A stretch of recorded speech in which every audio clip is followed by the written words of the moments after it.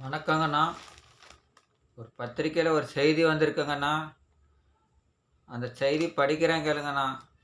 பிரயாக்ராஜில் நடைபெற்று வரும் மகா கும்பமேளாவில் கலந்து கொள்வதற்காக பீகார் மாநிலம் பாட்னாவில் ரயிலில் இடம் பிடிக்க முண்டியடிக்கும் பக்தர்கள்னா, இந்த ஒரு ஃபோட்டோ போட்டிருக்காங்கண்ணா.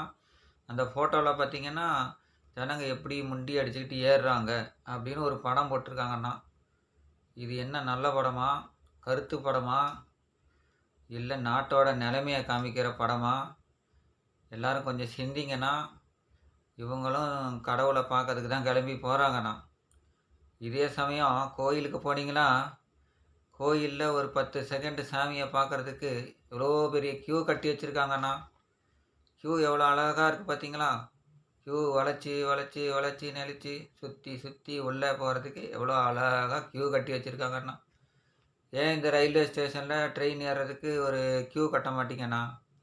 ஒரு க்யூ கட்டி விடலாமேண்ணே. ஏன் சிந்திக்க மாட்டேங்கிறீங்க?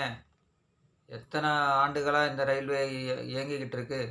ரயில்வே அதிகாரிகள் இதெல்லாம் பார்க்க மாட்டிங்களாண்ணா? இந்த ஜனங்க பாவம் இல்லையா? ஜனங்கிட்ட வரியெல்லாம் வாங்குகிறோம், டிக்கெட்டு காசும் வாங்குகிறோம். ஆனால் உட்கார இடம் இல்லாமல் எவ்வளோ தூரம்னா நின்றுட்டு போவாங்க அவங்க.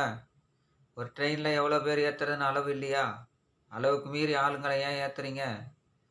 ஏன்னா கொஞ்சம் யோசனை பண்ணி எந்த வேலையாக செய்யுங்கண்ணா. இந்தியா எப்போண்ணா வல்லரசு ஆகுறது? என்னங்கண்ணா எல்லோரும் இப்படியே தப்பு தப்பாக வேலை பண்ணிக்கிட்டு இருக்கீங்க? ஜனங்க பாவம் எவ்வளோ வரி கட்டிட்டு இப்படி வண்டியில்